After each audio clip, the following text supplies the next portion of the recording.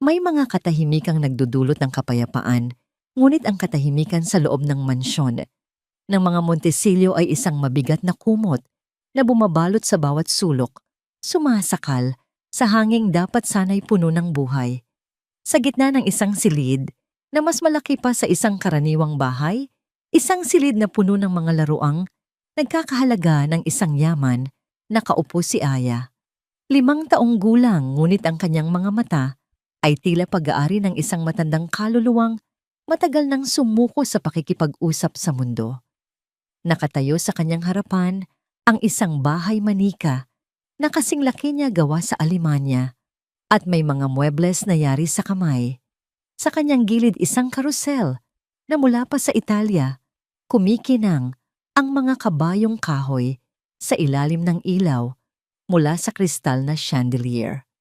Nakakalat sa paligid ang mga robot na nagsasalita ng 5 wika at mga manikang may damit na dinisenyo ng mga sikat na fashion designer. Ngunit para kay Aya ang lahat ng ito ay tanawing walang kulay. Nakaupo lamang siya sa malambot na alpombra, nakatitig sa kawalan ang kanyang katawan ay isang estatwang hindi natitinag sa gitna ng karangyaan.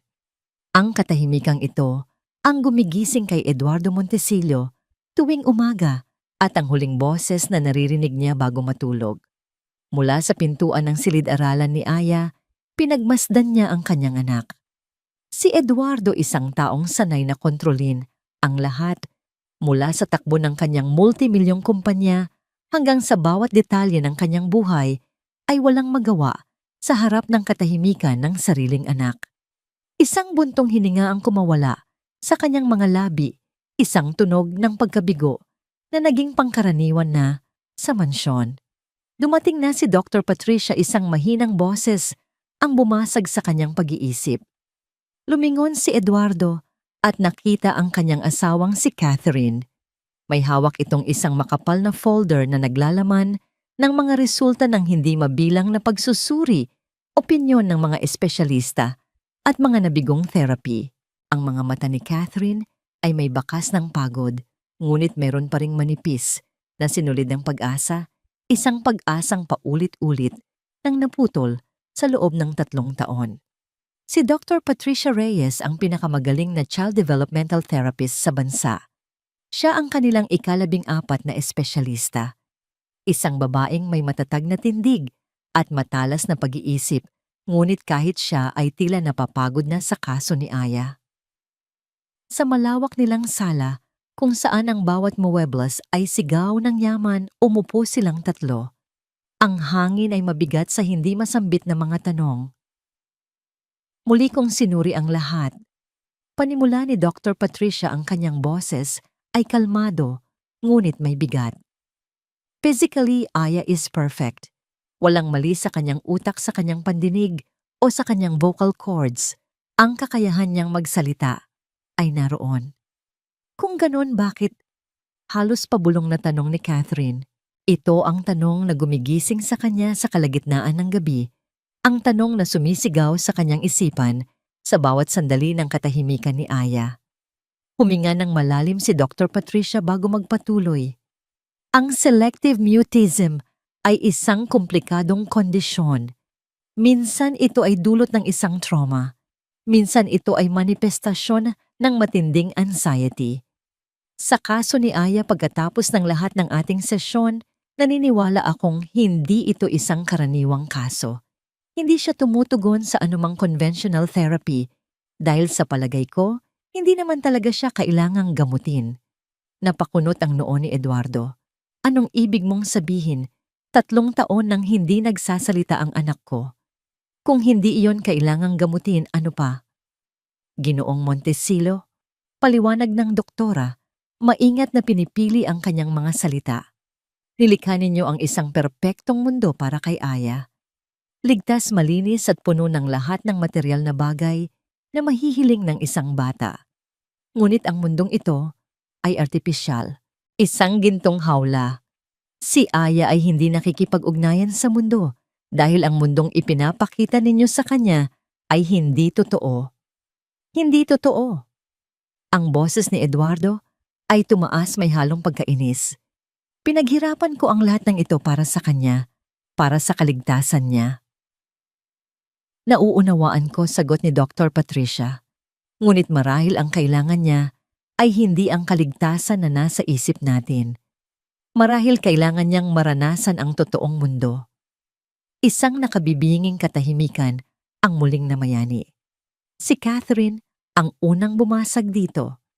Ano ang iyong mungkahi? Dalhin ninyo siya sa labas. Diretsong sabi ni Dr. Patricia. Hindi sa mga mamahaling resort o pribadong playground. Dalhin ninyo siya sa isang pampublikong parke. Hayaan ninyo siyang makakita ng mga batang naglalaro sa putik. Hayaan ninyo siyang makarinig ng ingay ng mga nagtitinda sa kalye. Hayaan ninyo siyang maranasan ng buhay na hindi kontrolado, ang buhay na hindi nakakahon. Hindi. Ang mariing pagtutol ni Eduardo, sabay tayo. Naglakad-lakad siya sa harap ng malaking bintanang salamin. Ang kanyang mga kamay ay nasa likod. Masyadong mapanganib. Ang mga mikrobyo, ang mga tao. Hindi natin alam kung sino ang makakasalamuhan niya. Hindi ako papayag. Kinasasangkutan ito ng kaligtasan ng anak natin. Tumingin si Catherine kay Dr. Patricia at pagkatapos ay sa kanyang asawa. Ang desperasyon sa kanyang mga mata ay dahan-dahang napalitan ng determinasyon. Sinubukan na natin ang lahat ng ligtas na paraan, Eduardo. Sinubukan na natin ang lahat ng mamahalin at kilalang espesyalista. 3 taon. 3 taon na tayong nakakulong sa ligtas na mundong ito, kasama ang isang anak na tila unti-unting nawawala sa atin. Pagkaalis ni Dr. Patricia, na iwan ang mag-asawa sa isang salang puno ng tensyon. Hindi ko maintindihan ang lohika ng planong yon, Catherine. Giit ni Eduardo, ang kanyang boses ay mas mahinahon na ngayon, ngunit puno pa rin ng pagtutol. Isang malaking kapabayaan na ilagay siya sa isang kapaligirang hindi natin kontrolado. Humarap sa kanya si Catherine, ang kanyang mga mata ay nagsusumamo, ngunit ang kanyang panga ay matigas. Anong kaligtasan, Eduardo, ligtas? Ba siyang nabubuhay na parang multo sa sarili nating pamamahay? Ligtas ba siyang hindi nakakaramdam ng kahit anong saya? Ang mansyon na ito, Eduardo, hindi na ito tahanan. Isa na itong magandang kulungan. Isang mahabang sandali, silang nagkatitigan, 2 taong nagmamahalan, ngunit may magkaibang pananaw sa kung paano ililigtas ang kanilang nag-iisang anak. Si Eduardo, na naniniwala sa lakas ng pader at kontrol. Si Catherine, na nagsisimula nang maniwala na ang lunas ay nasa labas ng mga pader na yon. Hindi ako sang-ayon dito. Huling sabi ni Eduardo, ang kanyang tono ay pinal. Tumango si Catherine, ngunit hindi bilang pagsang-ayon. Ito ay isang pagtanggap na hindi na niya maaaring hintayin ang pahintulot ng kanyang asawa. Lumapit siya sa bintana at pinagmasdan si Aya na nasa parehong posisyon pa rin sa loob ng silid-aralan. Sa Sabado, wika ni Catherine, ang kanyang boses ay mahina, ngunit hindi nag-aalinlangan. Dadalhin ko si Aya sa parke. Sasama ka man o hindi. Hindi lumingon si Catherine upang tingnan ang reaksyon ng kanyang asawa. Alam niyang isang linya ang kanyang tinawid. Ngunit habang nakatitig sa kanyang tahimik na anak, alam niyang handa siyang tawirin ang lahat ng linya para lamang marinig muli ang tinig nito. Ang biyahe papunta sa pampublikong parke ay tila isang paglalakbay sa ibang bansa.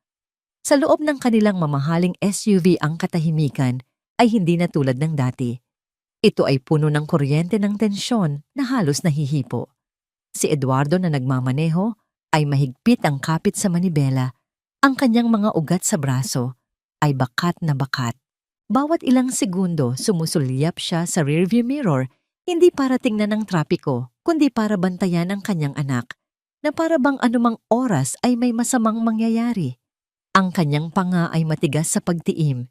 Si Catherine naman ay nasa tabi niya, pilit na ngumingiti habang itinuturo ang mga bagay na nakikita sa labas.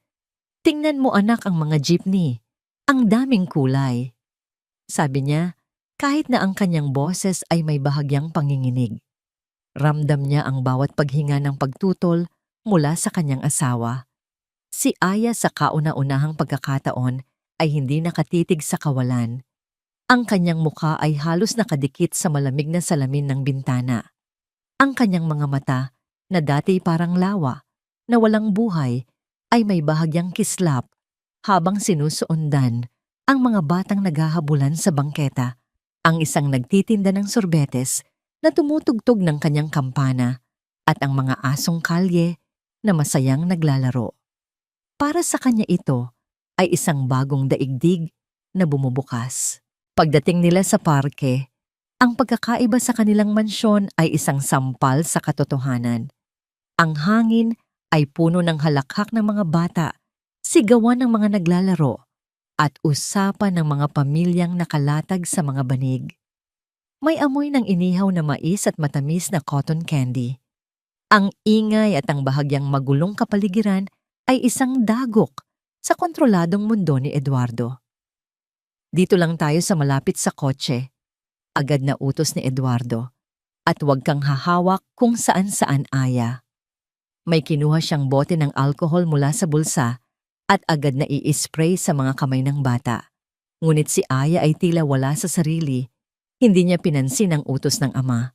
Ang kanyang mga mata ay malikot na gumagala, sinusubukang namnamin ang lahat ng bagong tanawin. Para siyang isang ibon na ngayon lang nakalabas ng hawla na mamangha at medyo natatakot sa lawak ng kalangitan. Naglakad sila sa isang landas na sementado. Si Eduardo ay laging nakabantay, handang harangin ang sino mang lalapit. Si Catherine naman ay hawak ang kamay ni Aya, hinahayaan ang anak na maging gabay nila. Dinala sila ng mga paa ni Aya malapit sa isang palaruan, ngunit hindi para maglaro. Umupo siya sa isang bakanting bangko at mula rooy pinanood ang ibang mga bata. Pinanood niya kung paano sila mag-agawan sa duyan, kung paano sila magtulungan sa pag-akyat sa slide, kung paano sila magtawanan na parang walang katapusan ang saya. At doon sa gitna ng lahat ng yon, lumitaw si Luz Biminda. Hindi siya dumating na parang isang diwata. Siya ay bahagi ng tanawin ng parke, isang matandang babae na may mukhang kinorte ng araw at panahon, ngunit may mga matang nagniningning sa kabaitan. Ang kanyang damit ay malinis, pero halatang may mga tagpi. Ang kanyang kulay abong buhok ay nakatali lang ng isang simpleng lastiko. Itinutulak niya ang isang luma at kalawanging kariton na puno ng mga plastik na bote at lata. Habang naglalakad, mayroon siyang himig na mahinang kinakanta, isang luma at malungkot na kundiman na puno ng pangungulila. Ang himig na yon ang unang nakakuha ng pansin ni Aya. Dahan-dahan niyang inalis ang tingin sa mga naglalarong bata at ibinaling ito sa matandang babae. Huminto si Lola Luz malapit sa isang basurahan, maingat na pinaghihiwalay ang mga bagay na maari pang pakinabangan. Walang bahid ng pagkapagod sa kanyang kilos, tanging isang tahimik na dignidad. Nang matapos na pansin niya ang isang batang babae na titig sa kanya, ngumiti si Lola Luz, isang ngiting nagbigay liwanag sa kanyang kulubot na mukha. Lumapit siya sa bangko kung nasaan si Aya, ngunit hindi sa bata mismo, kundi sa isang maliit na puno ng niyog sa tabi nito. May kinuha siyang ilang piraso ng murang dahon at sa loob lamang ng ilang sandali, ang kanyang magaspang ngunit maliksing mga kamay ay lumikha ng isang bagay na kamangha-mangha, isang maliit na tutubing gawa sa hinabing dahon ng niyog. Lumapit siya kay Aya maingat na parang isang hayop na ayaw makagulat ng isang mahiyaing usa. Hindi siya nagsalita. Inilahad lamang niya ang kanyang kamay at sa ibabaw ng kanyang palad na magaspang at may mga guhit ng paghihirap, naroon ang sariwang-sariwang tutubing yari sa dahon. Napatingin si Aya sa laruan. Pagkatapos ay sa mga mata ni Lola Luz. May nakita siyang kakaiba sa mga matang yon, isang kalmadong karagatan ng pag-unawa, walang paghusga, walang inaasahan. Sumulyap si Aya sa kanyang ina na marahang tumango ang mga mata nito ay luhaan sa pag-asa. Tumingin siya sa kanyang ama na ang mukha ay isang maskara ng pag-aalala at pagbabantay. Dahan-dahan na parang gumagalaw sa ilalim ng tubig, itinaas ni Aya ang kanyang kamay. Nang maglapat ang kanyang malambot at malinis na mga daliri sa magaspang na kamay ng matanda, isang kislap ang dumaan sa kanyang buong katauhan. Kinuha niya ang tutubing dahon at sa sandaling iyon ang milagrong 3 taon nilang hinihintay ay nangyari. Isang ngiti ang sumilay sa mga labi ni Aya. Hindi ito isang malaking nangiti na nagpapakita ng nangipin. Hindi ito isang tawang maririnig sa buong parke. Ito ay isang bagay na mas mahalaga. Ito ay isang sinag ng araw na sumilip mula sa makapal na ulap na matagal nang bumabalot sa kanyang mukha. Isang maliit, halos hindi kapansin-pansin, ngunit totoong-totoong nangiti. Isang nangiting umabot sa kanyang mga mata, nagbibigay buhay sa mga ito sa paraang hindi pa kailanman nasaksihan ng kanyang mga magulang. Eduardo, tingnan mo. Halos hindi makapagsalitang bulong ni Catherine, ang mga luha ay malayang dumadaloy sa kanyang mga pisngi. Itinakip niya ang kamay sa bibig upang pigilan ang isang hikbi ng purong kaligayahan. Pati si Eduardo ay natigilan, para siyang tinamaan ng kidlat. Nakita niya ang nangiti ng kanyang anak, isang bagay na akala niya ay permanenteng ninakaw na sa kanila ng tadhana. Sa loob ng isang segundo, ang matigas na pader sa paligid ng kanyang puso ay gumuho. Ngunit ang segundo ay mabilis na lumipas. At ang takot at pag-iingat na nakasanayan na niya ay bumalik na parang isang malakas na alon. Ang nakita niya ngayon ay hindi na isang mabait na matanda, kundi isang estranghero. Isang estrangherong marumi ang kamay at damit na nagbigay sa kanyang anak ng isang bagay na galing sa kung saan. Mabilis siyang kumilos, isang hakbang pasulong at marahan, ngunit mariin niyang hinawakan ang braso ni Aya. Aya, halika na. Let's go. Eduardo, sandali. Hayaan mo muna siya. Pakiusap ni Catherine, ang kanyang boses ay nanginginig sa pagitan ng saya at pagkatakot sa ginagawa ng asawa. Catherine, tingnan mo ang babaeng yan. Pabulong na sabi ni Eduardo, sapat lang para marinig ng asawa. Hindi natin siya kilala. Look at the dirt. Baka may sakit yan. Ang nangiti sa mukha ni Aya ay biglang naglaho na parang isang kandilang hinipan ng malakas na hangin. Tumingin siya mula sa kanyang ama patungo kay Lola Luz. Hinigpitan niya ang hawak sa tutubing dahon at umiling ang mga matay na kikiusap sa kanyang ama na huwag siyang ilayo. At nang maramdaman niya ang paghila palayo, isang tunog ang kumawala mula sa kanyang lalamunan. Hindi ito salita.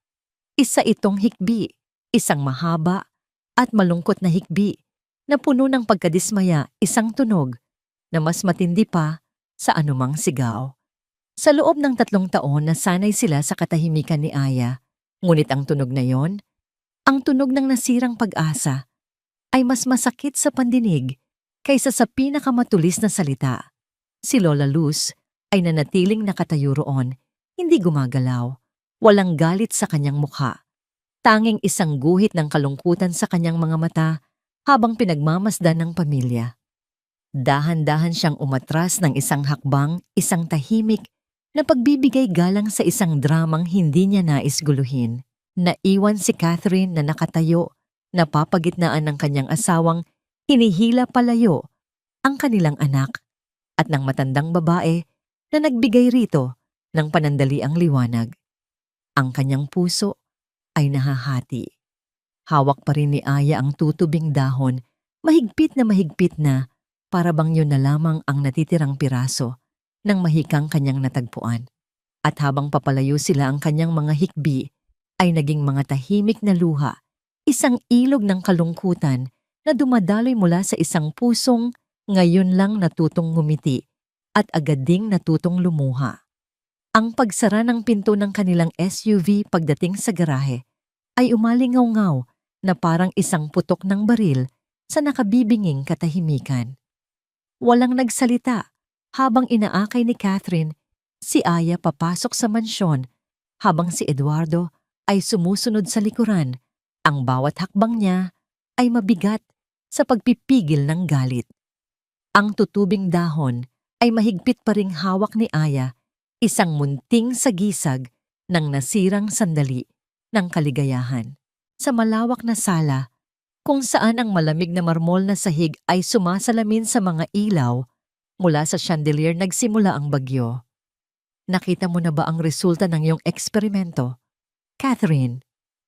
Ang boses ni Eduardo ay kalmado, ngunit may talim na parang isang kutsilyong nakatago sa ilalim ng seda. Umiyak ang anak natin, isang uri ng pag-iyak na hindi ko pa kailanman narinig mula sa kanya. Isang pag-iyak na puno ng hinagpis. Hinarap siya ni Catherine, ang mga mata ay namumula pa rin, ngunit puno ng tapang na ngayon lang nakita ni Eduardo. Oo, umiyak siya, Eduardo. Umiyak siya dahil sa wakas, may naramdaman siya. Sa unang pagkakataon, sa loob ng 3 taon, may isang bagay siyang ginusto at ipinaglaban. Hindi mo ba nakikita? Iyon ay isang himala. Himala, isang mapaklang tawa ang kumawala kay Eduardo. Itinaas niya ang kanyang mga kamay sa hangin. Ang tawag mo sa paglalagay sa panganib sa ating anak ay isang himala. Isang pulubi, Catherine. Isang babaeng namumulot ng basura ang hinayaan mong lumapit sa kanya. Paano kung may sakit iyon? Paano kung may masama siyang balak? Ngunit wala. Sigaw ni Catherine, ang kanyang boses ay nabasag. Ang tanging ginawa niya ay ngumiti. Ang tanging ginawa niya ay magbigay ng isang laruang gawa sa dahon. At ang tanging naging kapalit niyon ay isang ngamangiti mula sa ating anak. Isang nasangiti. Eduardo, nakita mo ba talaga yon? O masyadong nabulag ang iyong mga mata ng iyong paghuhusga? Ang kanilang mga salita ay nagbanggaan sa gitna ng sala, mga sandatang matagal nang nakatago sa ilalim ng kanilang magalang na pagsasama. Hindi na ito tungkol sa babae sa parke.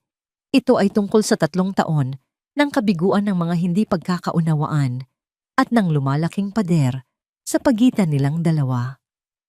Tapos na ang usapang ito. Pinal na, sabi ni Eduardo. Ang kanyang boses ay nag-uutos na parang isang hari sa kanyang kaharian. Hindi na babalik si Aya sa parkeng yon at ipinagbabawal kong makipag-ugnayan pa tayo sa babaeng yon. Malinaw ba? Isang mahabang sandali silang nagkatitigan. Si Catherine na may luhang dumadaloy sa pisngi. Si Eduardo na may matigas na panga at mga matang hindi nagpapatalo. Walang sumagot si Catherine. Tumalikod na lamang siya at sinundan si Aya na tahimik nang umakyat sa kanyang silid. Ang kanyang katahimikan ay mas malakas pa kaysa sa anumang pagsang-ayon o pagtutol. Ito ay isang katahimikan ng paghahanda para sa isang laban.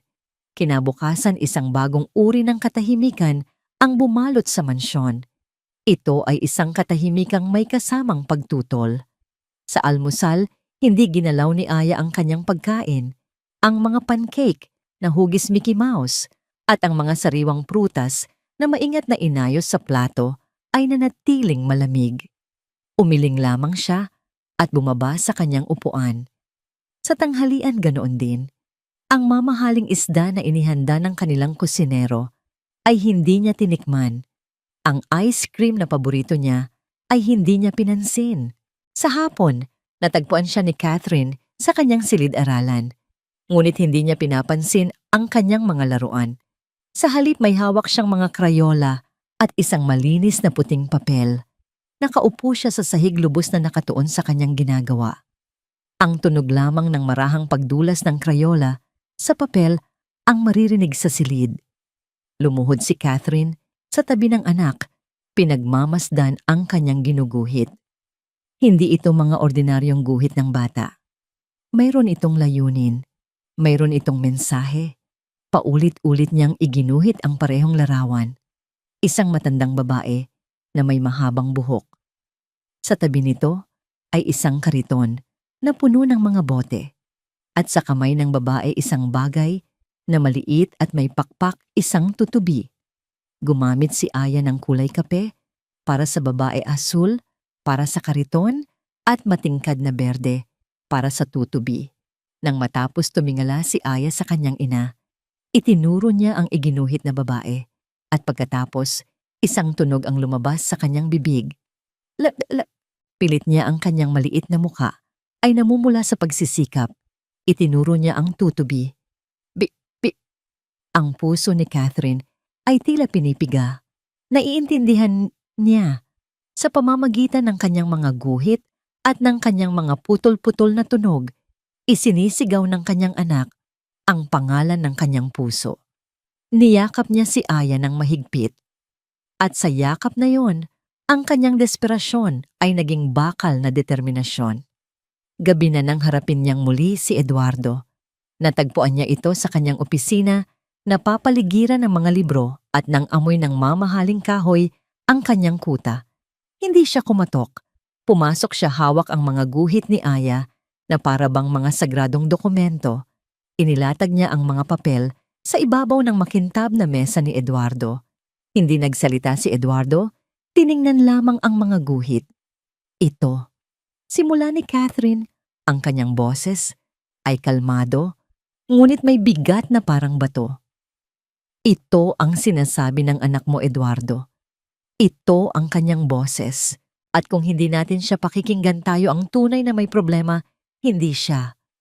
Tumingin si Eduardo mula sa mga guhit patungo sa kanyang asawa. Catherine, napag-usapan na natin ito. Hindi pinutol siya ni Catherine, ang kanyang boses ay tumaas sa unang pagkakataon. Ikaw ang nagsalita. Ako ay nakinig. Ngayon, ako naman ang pakinggan mo. Lumapit siya sa mesa, ang kanyang mga kamay ay nakapatong dito. Ang kanyang mga mata ay nag-aapoy.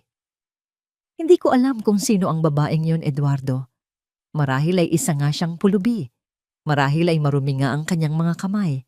Ngunit isa lang ang alam ko. At sana'y itatak mo yan. Sa isip mo siya lang ang nag-iisang tao na nakapagpangiti sa anak natin sa loob ng 3 taon.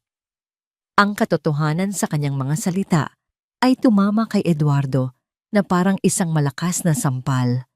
Walang salitang lumabas sa kanyang bibig. Nakita ni Catherine ang kanyang pagkakataon. Huminga siya ng malalim at sinabi ang mga salitang magpapabago sa lahat. Bukas, sabi niya, ang bawat salita ay malinaw at matatag. Hahanapin namin siya, si Aya at ako, at nasa sayo kung sasama ka para suportahan ang anak mo o mananatili ka dito sa loob ng palasyo mong gawa sa takot. Tumalikod si Catherine at naglakad palabas. Hindi na hinintay ang sagot. Iniwan niya si Eduardo sa kanyang malamig at marangyang opisina kasama ang mga paulit-ulit na guhit ng isang matandang babae, isang kariton at isang tutubing yari. Sa dahon ang mga simbolo ng isang mundong hindi niya kayang kontrolin, ngunit ang tanging mundong tila makapagpapagaling sa kanyang anak. Ang sikat ng araw kinabukasan ay tila walang epekto sa malamig na tensyon sa loob ng mansyon. Ngunit hindi na ito tensyon ng pagtatalo, ito'y tensyon ng paghihintay. Pagkatapos ng almusal, na muling hindi ginalaw ni Aya, tumayo si Catherine at sinabing, "Magbihis ka, anak, aalis tayo." Hindi na niya tiningnan si Eduardo. Hindi na kailangan. Naramdaman niya ang pagsuko sa katahimikan nito. Pagbaba nila, nakita nilang naghihintay si Eduardo sa may pinto, hawak ang susi ng kotse. Isang tahimik na pag-amin na sa labanang ito, hindi ang kanyang luhika ang mananalo, kundi ang puso ng kanyang anak. Ang pagbabalik sa parke ay ibang-iba. Ang pag-asa ay tila isang buhay na nilalang na nakaupo kasama nila sa kotse. Pagdating doon, si Aya mismo ang naunang bumaba. Hindi na siya naghintay na pagbuksan. Hinila niya ang kamay ng kanyang ina. Ang kanyang maliliit na hakbang ay mabilis at may direksyon. Nilibot nila ang buong parke. ang palaruan, ang bangko kung saan sila umupo, ang lugar malapit sa basurahan, ngunit wala. Walang anino ni Luz Biminda. Ang pag-asa sa mga mata ni Aya ay dahan-dahang napalitan ng pagkalito at pagkatapos ay ng isang uri ng tahimik na sindak. Bumitaw siya sa kamay ni Catherine at tumayo sa gitna ng landas. Ang kanyang mga mata ay malikot na naghahanap. Ang kanyang paghinga ay bumilis. Sunod-sunod na maliliit at pabulong na tunog ng pagkabigo ang kumakawala sa kanyang lalamunan. Para siyang isang nawawalang kuting na hindi mahanap ang kanyang ina. Siguro'y hindi siya pumarito ngayon. Sabi ni Catherine, sinusubukang pakalmahin ng anak kahit na ang sarili niyang puso ay nagsisimula ng manlamig sa takot. Si Eduardo, na nakamasid lang mula sa malayo, ay nakaramdam ng kirot sa kanyang dibdib. Sa unang pagkakataon nakita niya, hindi ang isang kondisyon o isang problema, kundi ang purong kalungkutan ng kanyang anak. Noon nila napansin ang isang babaeng nag-aayos ng mga bulaklak sa isang maliit na pwesto malapit sa pasukan. Siya si Rosa, isang babaeng may malaking ngiti at mga matang nakakakita ng higit pa sa karaniwan. Napansin niya ang pamilyang tila may hinahanap. "Magandang umaga po," bati niya. "May problema po ba? Tila may hinahanap ang anghel na ito." Lumapit si Catherine, dala-dala ang isa sa mga guhit ni Aya. "Pasensya na sa abala. Hinahanap po kasi namin ang babae sa larawang ito." Sabi niya, ipinapakita ang guhit ng isang matandang may kariton. Tumingin si Rosa sa guhit at isang malawak na ngiti ang sumilay sa kanyang mga labi. Si Aling Luz, ang lola ng lahat. Dito sa parke. Naku, hindi niyo siya mahahanap dito ngayon. Linggo kasi. "Bakit po? Mayroon po ba siyang ibang pinupuntahan?" Tanong ni Catherine. Ang pag-asa ay muling sumibol sa kanyang puso. "Tuwing linggo," paliwanag ni Rosa. Umuwi siya sa kanila sa Barrio San Roque.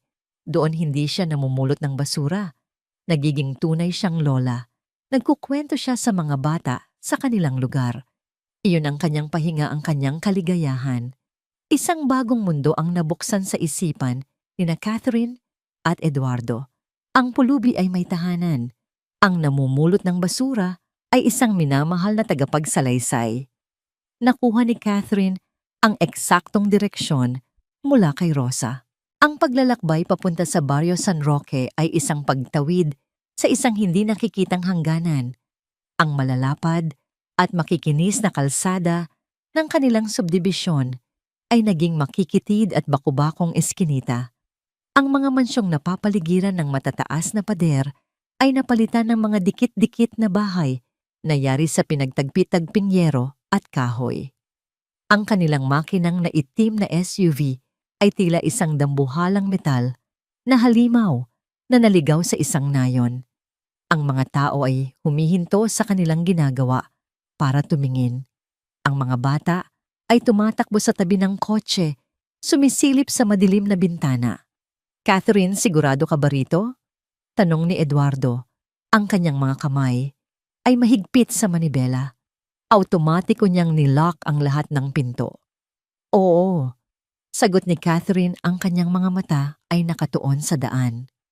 "Nandito ang lunas ng anak natin."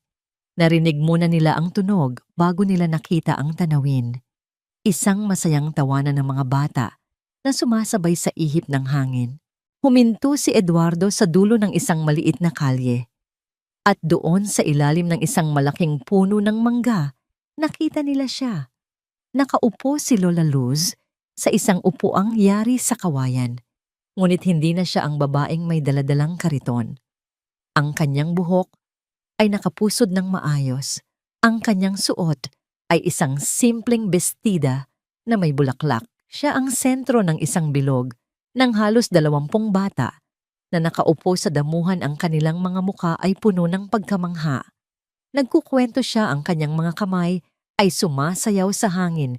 Ang kanyang boses ay nag-iiba-iba, minsan ay isang higante, minsan ay isang duwende. Dito sa kanyang mundo, hindi siya pulubi. Isa siyang reyna. Bago pa man makapagsalita sina Catherine at Eduardo, bumukas ang pinto ng kotse. Si Aya ay tumakbo, hindi siya naglakad, hindi siya nag-atubili.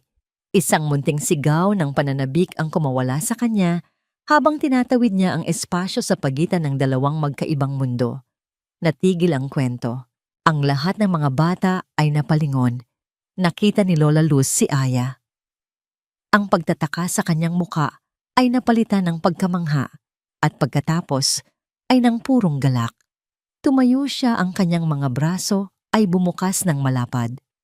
"Prinsesa ko," sigaw niya. Sumalubong si Aya sa yakap na yon. Ibinagsak niya ang kanyang buong katawan sa matanda.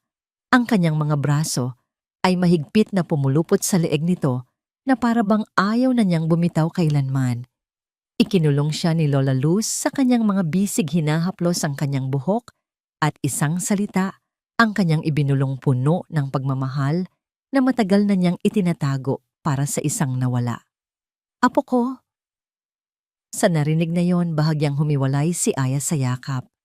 Tumingala siya, ang kanyang mga mata ay direktang nakatitig sa mga mata ni Lola Luz. Ang buong mundo ay tila huminto sa pag-inog. Ang hangin ay huminto sa pag-ihip. Ang mga bata ay napatahimik. Binuksan ni Aya ang kanyang bibig. Isang sandali ng pagsisikap at pagkatapos isang salita, malinaw, buo at matamis na parang musika ang lumabas. "Lola." Ang salita ay lumutang sa hangin, isang perpektong hiyas, isang salitang naglalaman ng 3 taon ng katahimikan ng paghahanap at ng wakas na pagkatagpo. Isang malakas na hikbi ang kumawala kay Catherine. Napaluhod siya sa lupa, ang kanyang mga balikat ay nanginginig sa hindi mapigilang pag-iyak ng pasasalamat at kaligayahan.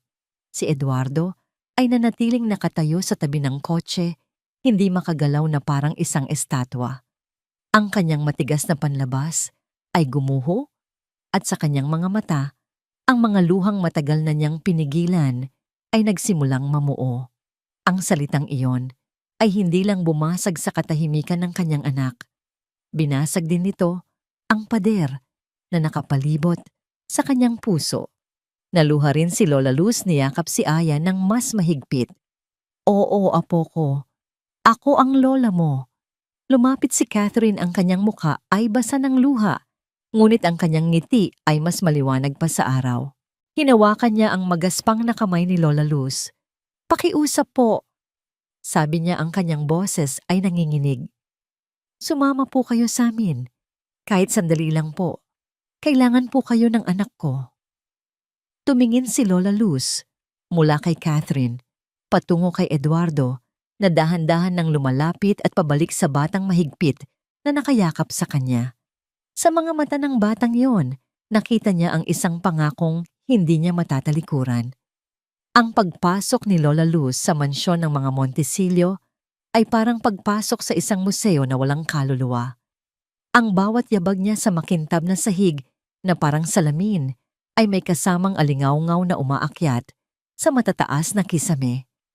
Ang malamig na hangin mula sa sentralisadong aircon ay tila ibang-iba sa mainit at pamilyar na hangin ng Barrio San Roque. Hindi siya namangha sa kristal na chandelier o sa mga mamahaling pintura na nakasabit sa dingding. Sa halip, ang napansin niya ay ang bigat ng katahimikan, isang katahimikang hindi nagpapahiwatig ng kapayapaan, kundi ng kawalan. Sinalubong sila sa may pinto ng isang babaeng nasa mga 50 anyos. Ang mukha ay matigas na parang inukit sa yelo. Ang kanyang buhok ay nakapusood ng napakahigpit na tila walang kahit isang hiblang naliligaw. Ang kanyang uniforme ay perpektong naplansa.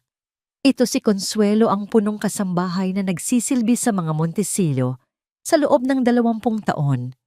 Itinuring niya ang mansyon hindi lang bilang lugar ng trabaho, kundi bilang kanyang personal na kaharian, at siya ang reyna na nagpapanatili ng kaayusan. Ang mga mata ni Consuelo ay dumaan kay Catherine, lumagpas kay Aya at huminto kay Lola Luz. Isang mabilis, ngunit mapanuring tingin mula ulo hanggang paa. Walang bati, walang man lang ngiti. Tanging isang bahagyang pag-angat ng kilay na nagsasabi ng lahat, sino ang basurang ito na dinala mo sa aking palasyo? Consuelo, si Aling Luz Biminda. Medyo nag-aalangang sabi ni Catherine. Bisita natin siya. Isang tipid na tango lang ang isinagot ni Consuelo, ngunit ang kanyang mga mata ay nanatiling malamig. Ihahanda ko po ang merienda sa sala, ma'am.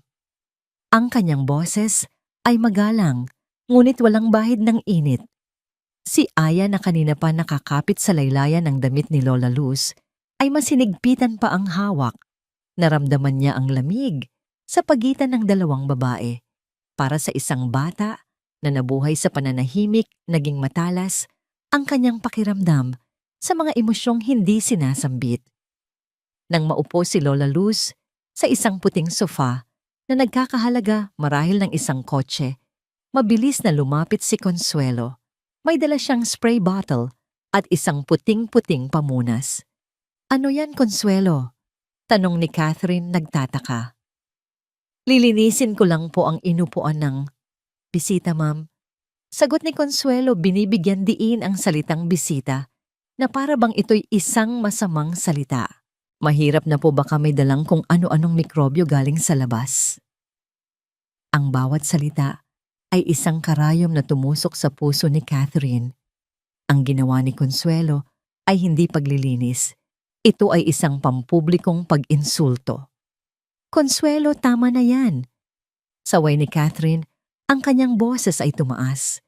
Ngunit si Lola Luz ay ngumiti lamang ng malungkot. Hinaplos niya ang buhok ni Aya at bumulong, hayaan mo na, apo. Sanay na ang lola. Sa buong hapong yon, ang bawat kilos ni Consuelo ay isang deklarasyon ng giyera.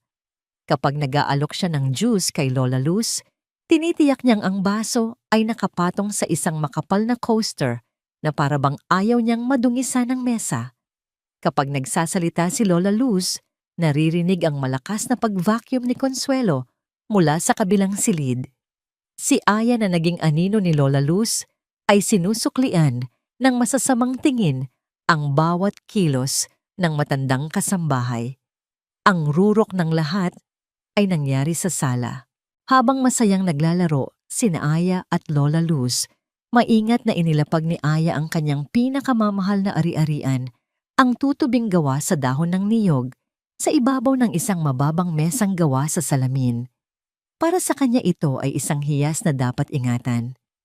Dumating si Consuelo, may dalang maliit na basurahan at basahan nagpapanggap na naglilinis. Ang kalat naman dito, sabi niya sa sarili, ngunit sapat na malakas para marinig ng lahat. Sa isang mabilis at tila walang mali siyang kilos, iwinasiwas niya ang kanyang basahan sa ibabaw ng mesa. Ang alikabok kasama ang tutubing dahon ay sabay na nahulog sa hawak niyang basurahan. Isang nakabibinging katahimikan ang namayani at pagkatapos isang sigaw. Hindi ito salita. Ito ay isang tunog ng purong galit at pagkawala na nagmula sa kaibuturan ng kaluluwa ni Aya. Isang matinis na sigaw ang pumunit sa katahimikan ng mansyon, mas malakas pa sa anumang salitang nasabi na sa loob ng mga pader na yon. Tumakbo siya patungo sa basurahan, sinusubukang kunin ang kanyang nawawalang kayamanan. Consuelo. Anong ginawa mo?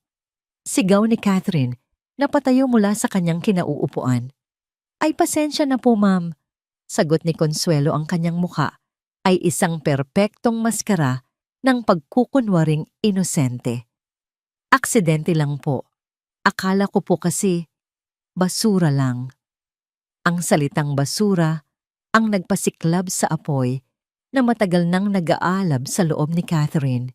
Hinarap niya si Consuelo, ang kanyang mga mata ay nag-aapoy na parang dalawang nagbabagang uling. Basura. Ulit niya, ang kanyang boses ay mababa at nanginginig sa galit. Humakbang siya palapit at sa unang pagkakataon, nakita ni Consuelo ang tunay na galit ng isang among matagal niyang minaliit. Sa loob ng 3 taon, tiniis ko ang lahat ng paghuhusga mo, Consuelo. Ngunit ang saktan ang damdamin ng anak ko Ang yurakan ang tanging bagay na nagpangiti sa kanya. Hanggang dito na lang tayo. Itinuro ni Catherine ang matandang kasambahay ang kanyang daliri ay nanginginig. Makinig ka, Consuelo. Ikaw ay isang empleyado. Sa pamamahay na ito, hindi ang may-ari. Alamin mo ang iyong lugar. Ang bawat salita ay isang latigo na humampas sa ere. Kinuha ni Catherine ang basurahan mula sa mga kamay ni Consuelo at maingat na dinampot mula sa loob ang medyo nayuping tutubing dahon. Inabot niya ito kay Aya na umiiyak na ngayon sa mga braso ni Lola Luz. Sakto sa sandaling iyon, bumukas ang malaking pinto sa harapan. Pumasok si Eduardo. Ang tanawin na kanyang naabutan ay isang ganap na kaguluhan. Ang kanyang asawa ay sumisigaw, ang kanyang anak ay humahagulgol isang estrangherang matanda ang yumayakap dito. At ang kanyang pinagkakatiwalaang punong kasambahay ay nakatayo na parang isang estatwa, ang mukha ay namumutla. Bago pa man siya makapagsalita ang anyo ni Consuelo, ay biglang nagbago. Ang kanyang matigas na mukha ay biglang lumambot. Ang kanyang mga mata ay biglang napuno ng mga pekeng luha. Sir Eduardo, pasensya na po. Sabi niya, ang kanyang boses ay basag at puno ng pagkukunwaring pagsisisi. Hindi ko po sinasadya. Tumingin siya mula kay Catherine patungo kay Lola Luz, isang tingin na puno ng akusasyon. Nagkakagulo na po ang pamilya ninyo, sir. Patuloy niya bawat salita ay maingat na pinili para magtanim ng lason. Mula nang dumating ang bisita ni Ma'am, napako ang tingin ni Eduardo. Tumingin siya sa kanyang umiiyak na asawa, sa kanyang humahagulgol na anak, sa matandang babae na sanhi ng lahat at sa kanyang matapat na kasambahay na biktima raw ng sitwasyon. Ang kanyang mukha ay isang komplikadong mapa ng pagkalito-hinala at nagsisimulang galit. Hindi niya alam kung sino ang paniniwalaan.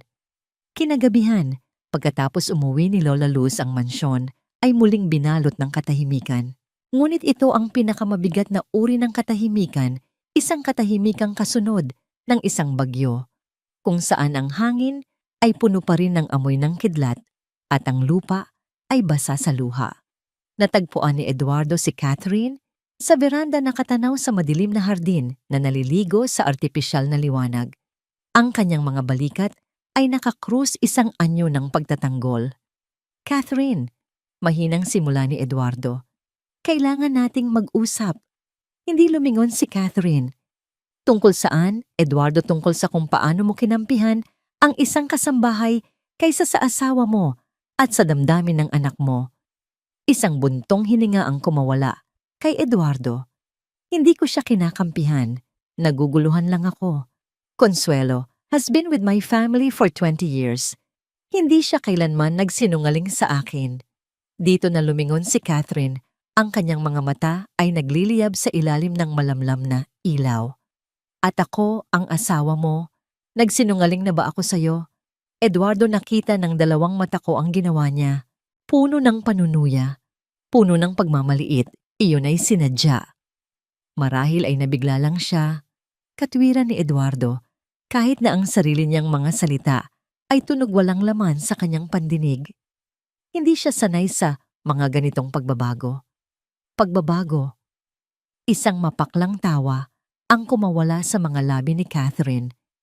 Ang tawag mo sa kaligayahan ng anak natin ay pagbabago. Eduardo, ang problema ay hindi si Consuelo. Ang problema ay ikaw. Natatakot ka dahil sa wakas may isang bagay na nangyayari sa pamilyang ito na hindi mo kayang kontrolin. May isang taong nakapasok sa buhay natin na hindi mo kayang bilhin o utusan. Ang mga salitang yon ay tumama sa ego ni Eduardo ng buong puwersa. Umiling siya. Hindi totoo yan. Ang iniisip ko lang ay ang kapakanan ni Aya. Paano natin matitiyak na ang babaeng iyon ay may mabuting intensyon? Hindi natin alam ang kanyang nakaraan, ang kanyang tunay na pagkatao. Doon sa mga salitang iyon, nakita ni Catherine ang tunay na ugat ng problema. Hindi ito tungkol sa kaligtasan, Ito ay tungkol sa pagdududa at pag-iisip na nakabatay sa estado sa buhay. Ang tanging alam ko, sabi ni Catherine, ang kanyang boses ay pagod na sa pakikipagtalo, ay na sa tuwing kasama ni Aya si Lola Luz, siya ay masaya. At sa tuwing wala siya, bumabalik siya sa kanyang hawla. Nasa sayo kung ano ang mas matimbang sayo. Ang mga sumunod na araw ay naging isang malamig na digmaan. Si Lola Luz ay patuloy na dumadalaw sa mahigpit na paanyaya ni Catherine. Ngunit ang bawat pagdalaw ay may kasamang mga bagong aksidente mula kay Consuelo. Isang araw ang munting ibon na gawa sa tuyong dahon na regalo ni Lola Luz kay Aya ay biglang nawala. Hinanap ito ni Aya sa buong silid. Ang kanyang mga mata ay puno ng pag-aalala. Kinabukasan natagpuan ito ni Catherine sa basurahan sa kusina, nakatago sa ilalim ng mga balat ng gulay. Nang tanungin si Consuelo, ang sagot niya ay, "Naku ma'am, baka po naipon lang ng ibang katulong. Alam niyo naman, mukhang basura." Sa isa pang pagkakataon, nagdala si Lola Luz ng isang garapon ng candy na gawa sa kamote, isang simpleng regalo. Habang kumakain si Aya, biglang sinabi ni Consuelo ng malakas, "Naku Ma'am Catherine, sigurado po ba kayong malinis ang pagkakagawa niyan? Baka po sumakit ang tiyan ng bata." Ang bawat salita, ang bawat kilos ay isang patak ng lason. At unti-unti ang lason ay nagsimulang gumana hindi kay Aya kundi kay Eduardo. Nakikita ni Eduardo ang mga ebidensya na isinasalansan ni Consuelo sa kanyang harapan. Ang mga nawawalang bagay, ang mga pagkaing kaduda-duda, ang mga kwento tungkol sa mga taong nagpapanggap na mabait para makapanlamang. "Eduardo, naririnig mo ba ang sarili mo?" Sabi ni Catherine isang gabi, pagkatapos iulat ni Eduardo ang isa pang kwento mula kay Consuelo. "Pinapakinggan mo ang tsismis ng isang taong halatang naiinggit at nagagalit. Hindi ito tsismis, Catherine. Ito ay pag-iingat." Giit ni Eduardo. Ang epekto nito ay nakita kay Aya. Kapag wala si Lola Luz, ang kanyang pag-unlad ay tila humihinto. Muli siyang nagiging tahimik, lalo na kapag naririyan si Consuelo. Nararamdaman niya ang tensyon, ang negatibong enerhiya. Ang mga salitang natutunan niya mula kay Lola Luz ay tila bumabalik sa loob ng kanyang lalamunan, ayaw lumabas. Ito ang ginamit na armas ni Eduardo. "Tingnan mo," sabi niya kay Catherine, isang hapon, matapos ang isang araw na halos hindi nagsalita si Aya. "Hindi siya gumagaling. Baka nga mas nakakasama pa ang impluensya ng babaeng yon. Maybe we should stop her visits for a while para makita natin." Iyon na ang huling patak. Humarap sa kanya si Catherine, ang kanyang muka ay isang perpektong larawan ng kalmadong galit. "Ipagbabawal mo ang pagdalaw ng nag-iisang tao na nagbibigay liwanag sa buhay ng anak natin base sa mga kasinungalingan ng isang kasambahay." Hindi siya sinungaling, pagtatanggol ni Eduardo. "Kung ganun, ano ako?" Hamon ni Catherine, ang kanyang boses ay nabasag. "Ano ako sa'yo, Eduardo? Isang baliw. Isang tanga na hindi nakikita ang katotohanan. Kailan ka pa tumigil sa pagtitiwala sa akin?" Ang tanong ay bumaon ng malalim. Hindi sa ganoon, Catherine. Pero ano? Sigaw ni Catherine, at sa sobrang galit dinampot niya ang isang mamahaling porselanang florera mula sa isang mesang katabi.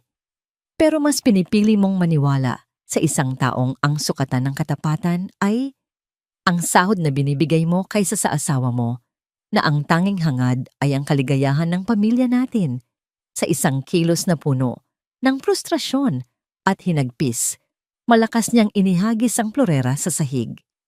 Isang nakatutulig na tunog ng pagbasag ang pumuno sa buong mansyon. Ang mga pira-piraso ng mamahaling porselana ay kumalat sa marmol na sahig na parang mga basag na pangarap. Nanigas si Eduardo, nakatingin sa mga piraso sa sahig, pagkatapos ay sa kanyang asawa. Ang kanyang muka ay isang halo ng gulat at sakit. "Kung pipiliin mong maniwala sa kanya kaysa sa akin, Sabi ni Catherine, ang kanyang boses ay halos pabulong na ngayon, nanginginig sa matinding emosyon. Kung mas mahalaga sa iyo ang kaayusan ng mansyon na ito kaysa sa kaluluwa ng mga taong nakatira dito, baka wala nang dapat pang pag-usapan. Tumalikod siya, iniwan si Eduardo na nakatayo sa gitna ng mga basag na piraso ng kanilang kasal. Sa unang pagkakataon natanto ni Eduardo na ang basag na florera ay hindi lamang isang bagay. Ito ay isang simbolo.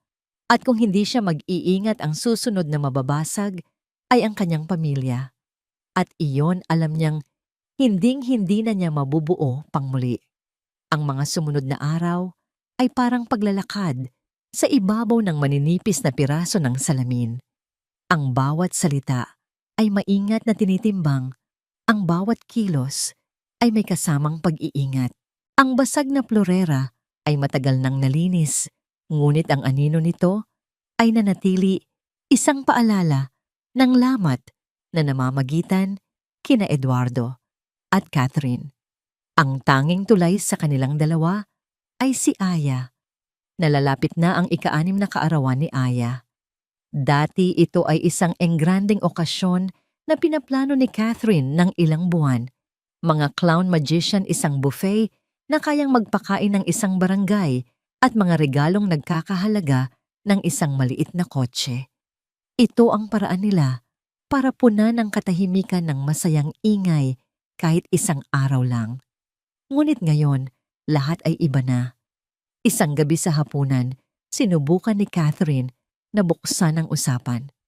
Malapit na ang birthday mo, anak. Anong gusto mong gawin? Bago pa man makasagot si Aya, sumabad si Eduardo. I have already instructed my secretary to book the grand ballroom at the peninsula. We can invite your classmates from your old preschool. It will be a grand celebration. Ang kanyang tono ay pinaliisang paraan ng pagbawi ng kontrol. Tumingin si Catherine sa kanya, ang kanyang mga mata ay nagbabala. Ngunit si Aya ang sumagot, hindi sa pamamagitan ng katahimikan, kundi sa pamamagitan ng salita. Ayaw sari, sabi niya malinaw at matatag. Umiling siya. Natigilan si Eduardo. Tumingin siya kay Aya na nakatingin sa kanyang plato. Anong ayaw mo, prinsesa? Ayaw mo sa hotel? We can have it here. We'll build a fairy tale castle in the garden. Muling umiling si Aya. Tumingala siya, ang kanyang mga mata ay seryoso. Gusto ko, birthday mo, sa bahay ni Lola.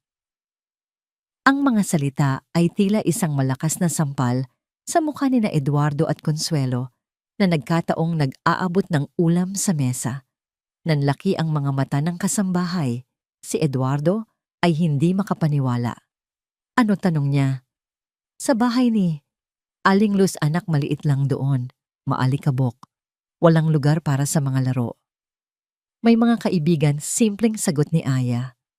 Tumingin siya sa kanyang ama, isang tingin na puno ng isang uri ng karunungan na hindi nababagay sa kanyang edad. May pagmamahal. Ang dalawang salitang iyon, may pagmamahal, ang tumapos sa usapan. Walang kayang isagot si Eduardo doon. Sa harap ng purong hangarin ng kanyang anak, ang lahat ng kanyang mga rason tungkol sa kaligtasan at estado sa buhay ay naging walang kwenta. Ang araw ng kaarawan ni Aya ay dumating. Ito ay isang paglalakbay pabalik sa Barrio San Roque. Sa pagkakataong ito, ang SUV nila ay hindi na lang naglalaman ng kaba, kundi pati na rin ng mga kahon ng pizza, spaghetti at isang malaking cake, isang kompromiso mula kay Eduardo. Ang bahay ni Lola Luz ay maliit, ngunit ito'y puno ng init at buhay. Ang munting bakuran sa likod ay pinalamutian ng mga makukulay na banderitas na gawa sa lumang dyaryo at magasin. Ang mga mesa ay yari sa pinagdugtong-dugtong na kahoy at ang mga upuan ay magkakaiba. Ngunit ang lugar ay puno ng tunog na matagal nang hinahanap ni Aya, ang masayang tawanan ng mga bata. Nandoon si Nia, ang batang unang naging kaibigan ni Aya, at ang lahat ng mga batang nakikinig sa kwento ni Lola Luz tuwing linggo. Sinalubong nila si Aya hindi dahil sa kanyang mamahaling damit, kundi dahil isa siya sa kanila. Si Eduardo at Catherine ay nakatayo sa isang sulok, tila mga dayuhan, sa sariling selebrasyon ng kanilang anak. Si Eduardo ay hindi mapakali, patuloy na pinupunasan ang kanyang noo. Si Catherine naman ay may maliit na ngiti sa labi habang pinagmamasdan ng kanyang anak na nakikipaglaro ng habulan. Ang kanyang tawa ay sumasabay sa hangin, isang tunog na mas mahalaga pa sa lahat ng yaman nila. At pagkatapos dumating ang hindi inaasahang bisita, si Consuelo. Nakasuot siya ng isang simpleng damit, ngunit ang kanyang tindig ay pangreyna pa rin. Dala-dala niya ang isang malaking paper bag. Pinapunta po ako ni Sir Eduardo, sabi niya kay Catherine, may pekeng ngiti. Para siguraduhing maayos ang lahat. Napakunot ang noo ni Catherine. Hindi ito ang napag-usapan nila ni Eduardo. Ngunit bago pa siya makaprotesta, hinalo na ni Consuelo ang sarili sa selebrasyon. Habang nagkakainan, nilapitan ni Consuelo ang isang grupo ng mga bata kasama si Nia. Mag-ingat kayo sa pagkain ha. Sabi niya, ang kanyang boses ay matamis ngunit may lason. Hindi natin alam kung paano niluto yan. Baka mamaya galing lang sa basura ang mga sangkap. Ang mga bata ay nagkatinginan ng kanilang mga ngiti ay unti-unting nawala. Ngunit ang pinakamasama ay nangyari nang lapitan niya si Nia. Alam mo ba, bulong niya tinitiyak na walang ibang nakakarinig. Si Aya may sakit yan. Kaya hindi siya nagsasalita dati. Nakakahawa raw. Kaya dapat huwag kayong masyadong lumapit sa kanya. Nanlaki ang mga mata ni Nia sa takot. Dahan-dahan siyang lumayo kay Aya. Napansin ito ng ibang mga bata. Ang masayang bilog ng mga kaibigan sa paligid ni Aya ay unti-unting nagkawatak-watak. Naiwang mag-isa si Aya sa gitna ng bakuran. Hawak ang kanyang plato ng spaghetti. Hindi maintindihan kung bakit bigla siyang iniwasan ng lahat. Ang kanyang nangiti ay naglaho. Nakita ni Lola Luz ang lahat. Ang kanyang malumanay na muka ay biglang naging seryoso. Nilapitan niya si Nia. Anong problema, apo? Mahinahon niyang tanong. Umiiyak itinuro ni Nia si Consuelo. Sabi po niya may sakit si Aya na nakakahawa. Sabi po niya, huwag kaming lalapit. Sa sandaling iyon, isang bagay ang nagbago kay Lola Luz. Ang kanyang anyo bilang isang mapagkumbabang lola ay nawala. Pinalitan ito ng isang leonang nagtatanggol sa kanyang supling. Naglakad siya patungo kay Consuelo, si Catherine at Eduardo na nakaramdam ng pagbabago sa kapaligiran ay napalingon. Ano po ang karapatan ninyong takutin ang mga bata? Tanong ni Lola Luz, ang kanyang boses ay kalmado, ngunit may bigat na parang bakal. Wala akong ginagawang masama, depensa ni Consuelo. Nagsasabi lang ako ng totoo. Hindi. Isang maliit, ngunit malakas na boses ang sumigaw. Si Nia. Tumakbo siya at tumayo sa tabi ni Lola Luz, nanginginig ngunit matapang. Narinig ko rin po siya kanina. Sinabi niya na baka galing sa basura ang pagkain ni Lola. At sinabihan niya kami na huwag kaming maglaro. Kasama si Aya kasi may sakit daw po siya. Ang pagsisiwalat na yon ay parang isang malakas na kulog na yumanig sa buong bakuran. Ang lahat ay napatahimik. Napako ang tingin ni Eduardo kay Consuelo. Ang maskara ng pagkukunwari ni Consuelo ay biglang nabasag. Ang kanyang mukha ay namutla. Wala na siyang masabi. Ang testimonya ng isang batang nagsasabi ng totoo ay mas matibay kaysa sa lahat ng kanyang mga kasinungalingan. Ang katotohanan ay lumabas hindi sa isang marangyang sala, kundi sa isang maliit at maalikabok na bakuran mula sa bibig ng isang batang walang yaman, kundi ang kanyang katapatan. Si Eduardo ay dahan-dahan na naglakad. Palapit ang kanyang mukha ay isang bagyo ng galit, pagkadismaya at pagsisisi. Huminto siya sa harap ni Consuelo. Ang anino niya ay bumalot sa matandang kasambahay. Consuelo, sabi niya, ang kanyang boses ay mababa at nakakatakot. Tapos ka na. Umalis ka na sa pamamahay ko. Ngayon din. Pagkatapos ay lumingon siya kay Lola Luz. Ang kanyang mga mata sa unang pagkakataon ay puno ng walang halong paggalang at kahihiyan. Walang salitang lumabas. Yumuko na lamang siya ng bahagya. Isang kilos na mas malakas pa sa anumang paghingi ng tawad. Tumingin si Aya sa kanyang ama, sa kanyang ina, at kay Lola Luz. Nakita niya ang pagbagsak ng isang kasinungalingan at ang pagsilang ng isang bagong pag-unawa. Tumakbo siya at niyakap ang binti ng kanyang ama. Pagkatapos ay hinila niya ang kamay ni Catherine at ni Lola Luz. Sa gitna ng nasirang selebrasyon, pinagbuklod niya silang tatlo, isang pamilyang hindi na pinaghihiwalay ng pader ng pagdududa, kundi pinag-iisa ng isang masakit ngunit kinakailangang katotohanan. Ang biyahe pabalik sa mansyon ay binalot ng isang kakaibang uri ng katahimikan. Hindi ito ang malamig na katahimikan ng pagtatalo o ang mabigat na katahimikan ng pag-aalala. Ito ay isang katahimikang malalim puno ng mga hindi masambit na salita ng pagsisisi at pag-unawa. Si Eduardo ay nagmamaneho, ang kanyang mga mata ay nakatuon sa daan, ngunit ang kanyang isip ay malayo. Si Catherine ay nakatingin sa labas ng bintana, pinagmamasdan ang pagbabago ng tanawin mula sa karukhaan patungo sa karangyaan, ngunit sa unang pagkakataon, nakikita niya ito sa ibang liwanag. Sa gitna nilang dalawa sa likod, si Aya ay mahimbing na natutulog. Ang kanyang mukha ay payapa, ang kanyang paghinga ay malalim. Sa kanyang kamay, mahigpit pa ring hawak ang isang korona na gawa sa bulaklak ng kalachuchi, ang tanging regalo na natanggap niya sa kanyang kaarawan, bigay ni Nia. Pagdating sa mansyon, ang dating palasyo na puno ng tensyon ay tila isang malaking espasyo na naghihintay na mapunuan ng bagong kahulugan. Ang pagkawala ni Consuelo ay agad naramdaman. Ang kanyang mapanuring presensya ay napalitan ng isang magaan na pakiramdam. Ang mga natirang kasambahay ay tila mas malayang nakakakilos, ang kanilang mga ngiti ay hindi napilit. Kinagabihan, hindi na nagkulong si Eduardo sa kanyang opisina. Natagpuan niya si Catherine sa silid ni Aya, kung saan pareho nilang pinagmamasdan ang natutulog na anak. Catherine, panimula niya ang kanyang boses, ay halos pabulong-puno ng bigat na matagal na niyang dinadala. Patawarin mo ako. Hindi agad sumagot si Catherine. Hinaplos niya ang buhok ni Aya. Para saan? Sa lahat. Sagot ni Eduardo, ang kanyang tingin ay nakatuon sa sahig na marmol. Sa hindi ko pakikinig sa'yo, sa pagiging bulag ko, sa paglalagay ko ng tiwala sa maling tao, inuna ko ang aking pride, ang aking takot, kaysa sa inyo. Tumingala siya at nakita ni Catherine ang isang bagay na bihira niyang makita sa kanyang asawa, kahinaan. Ang kanyang mga mata ay namumuo sa luha.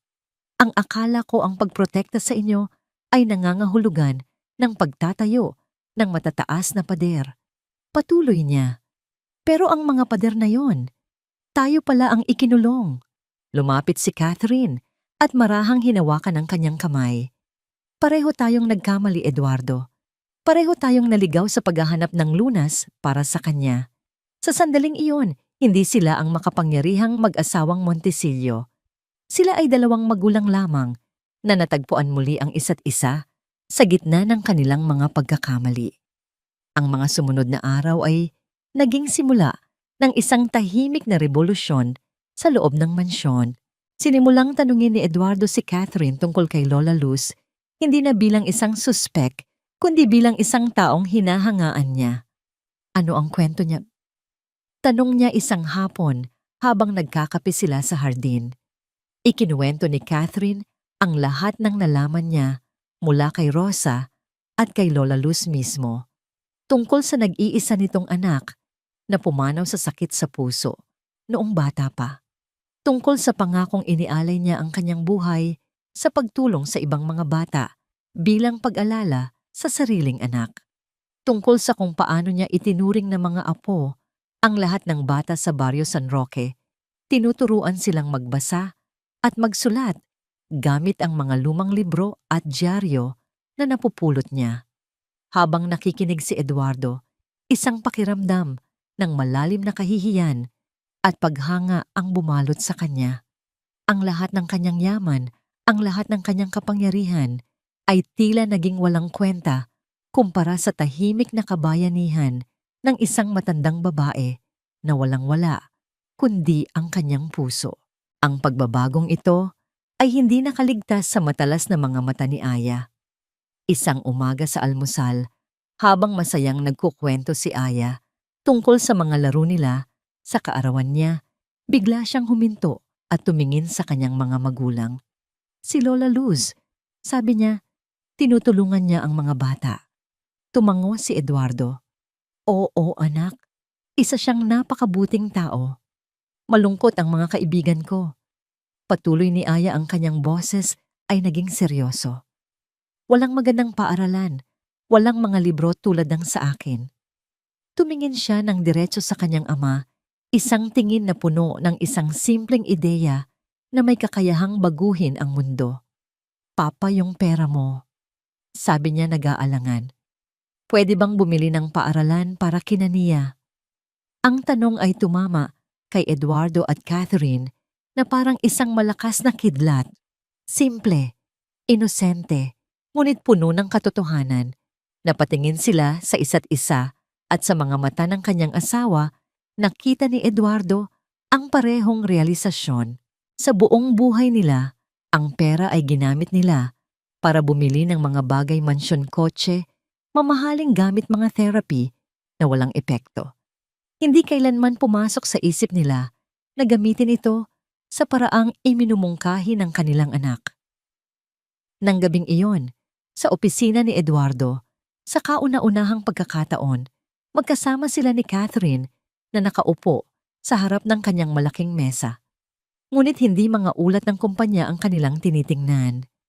Sa isang malinis na papel, nagsimula silang mag-drawing at magsulat. Hindi lang isang paaralan.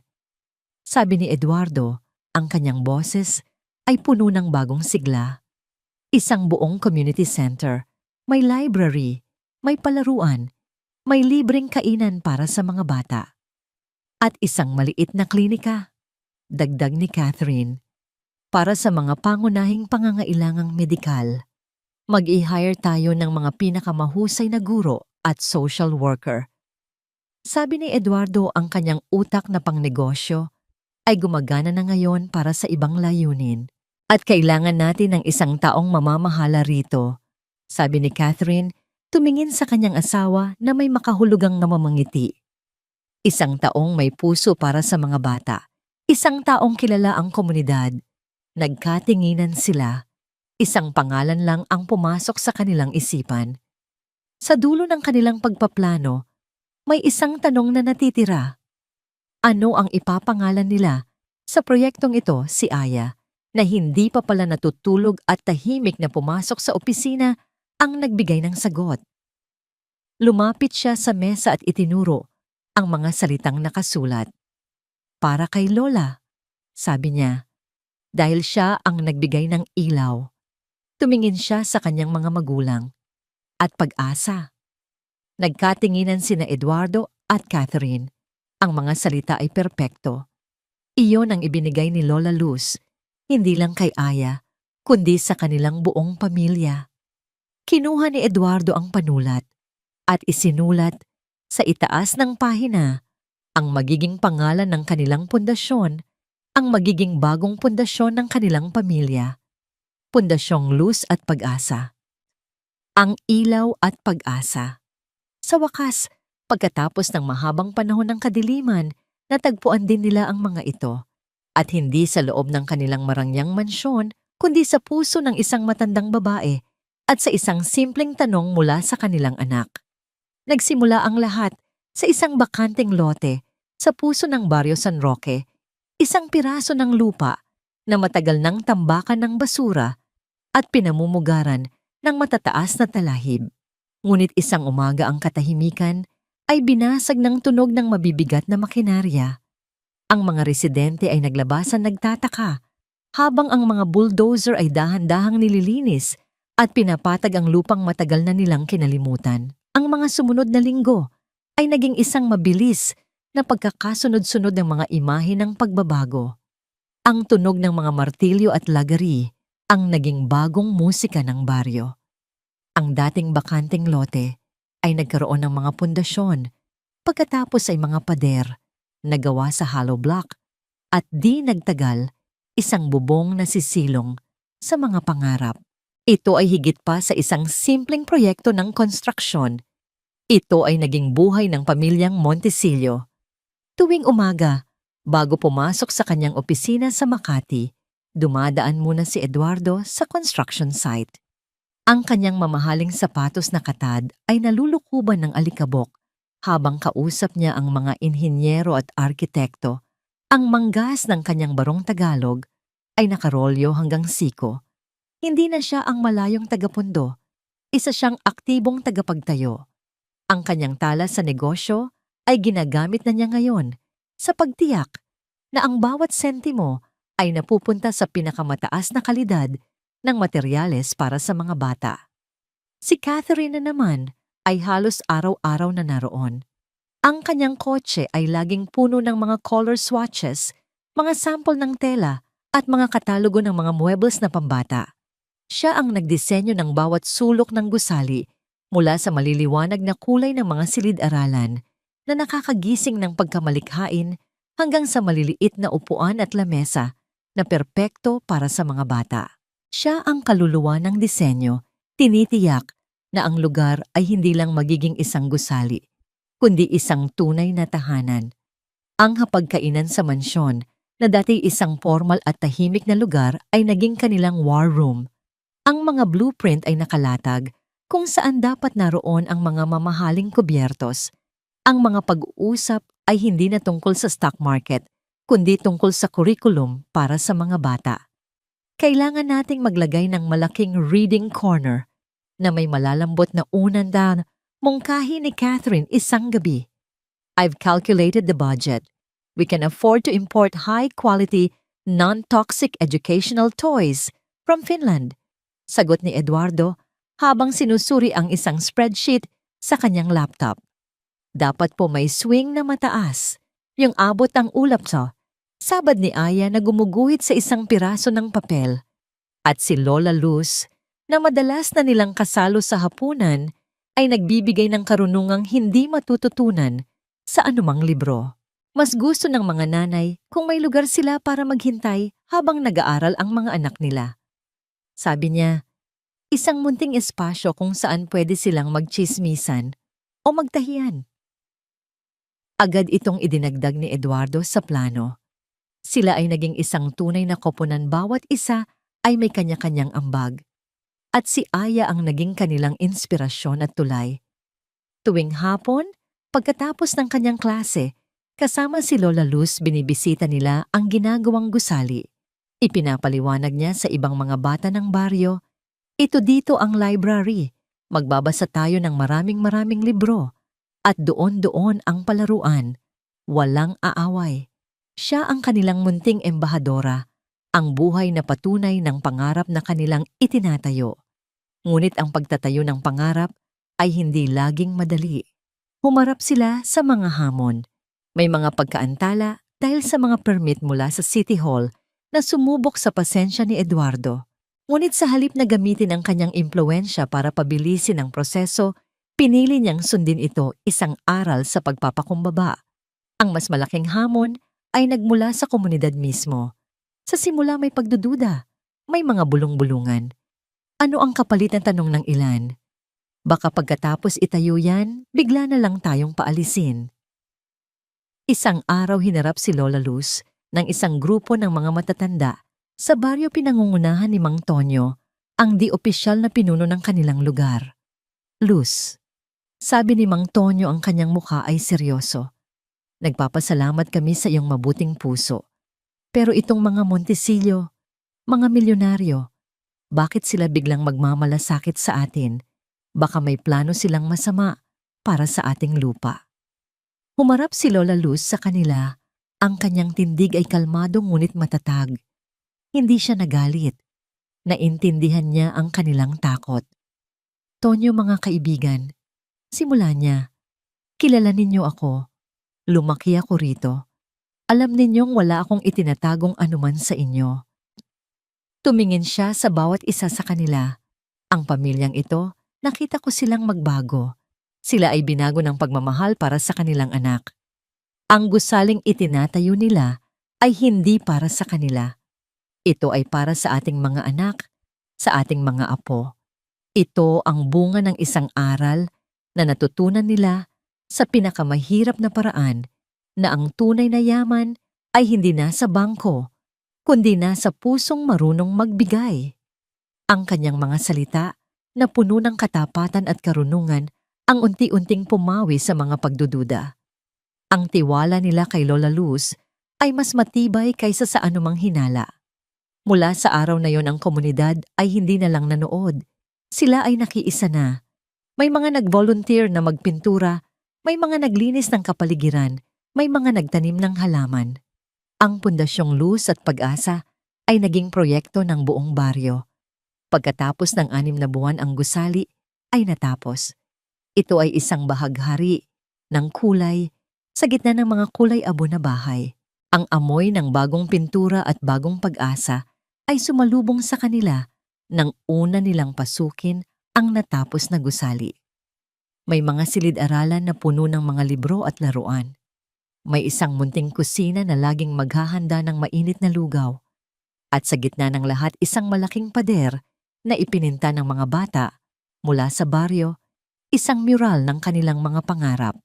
Tumayo si Aya sa gitna ng malaking playroom, lumingon-lingon at isang salita lang ang lumabas sa kanyang bibig. Wow!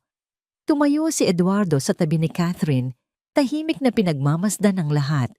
Isang luha ang pumatak mula sa kanyang mata, ngunit hindi niya ito pinunasan. Hindi ito luha ng kalungkutan, kundi ng kagalakang hindi pa niya naramdaman kailanman. Nakatakda na ang araw ng inaugurasyon, inimbitahan nila ang buong komunidad. Ngunit isang linggo bago ang malaking araw, isang tawag ang nagpabago sa lahat. Isang tawag para kay Eduardo Montesillo. Sino to? Tanong ni Catherine, nakita ang pagbabago sa ekspresyon ng kanyang asawa habang kausap ito sa telepono. Ibinaba ni Eduardo ang telepono, ang kanyang muka ay isang halo ng gulat at pag-aalala. Tumingin siya kay Catherine. Iyon ay isang producer mula sa kislap ng buhay, ang pinakasikat na news magazine program sa bansa. Sabi niya, nabalitaan nila ang tungkol sa pundasyon, nalaman nila ang kwento. Huminga siya ng malalim. Gusto nilang i-cover ang inaugurasyon. Sabi niya, at gusto nilang interbyuhin si Aya. Ang umaga ng inaugurasyon ay dumating na may kasamang ambon, isang banayad at malinis na ulan na tila hinuhugasan ang baryo San Roque. Inihahanda ito para sa isang bagong simula.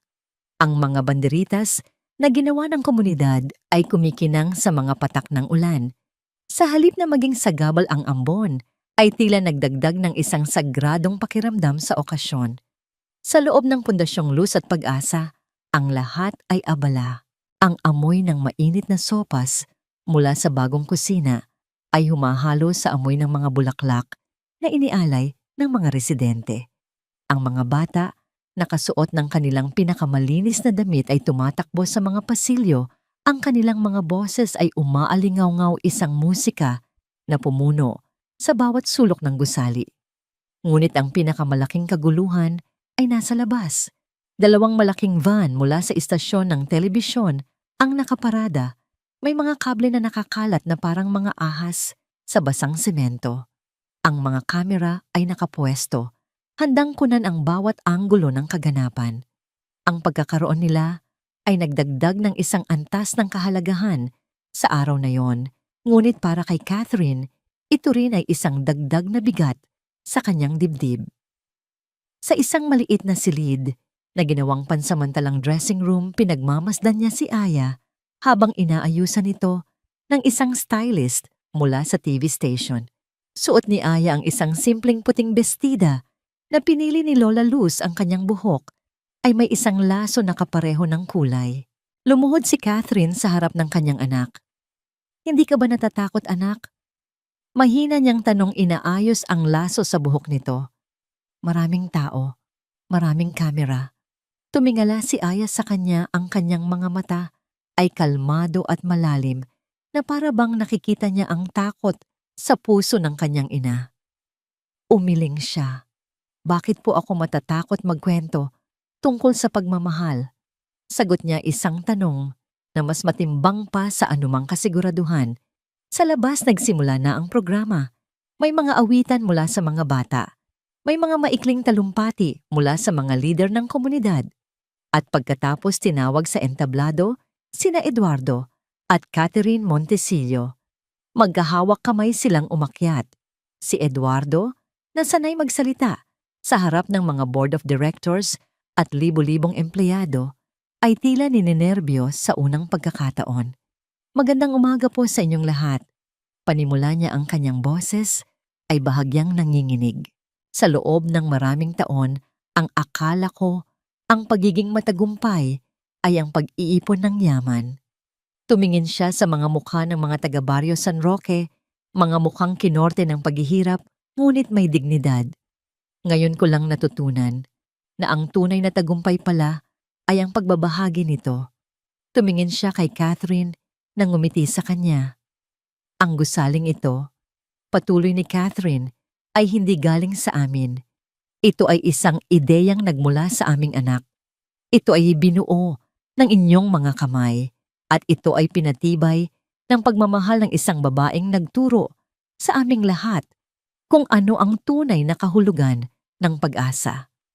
Itinaas niya ang kanyang kamay at ngayon, isang karangalan na ipakilala sa inyo ang puso at kaluluwa ng proyektong ito, ang aming inspirasyon, ang aming guro, ang aming anak, si Aya Montesillo.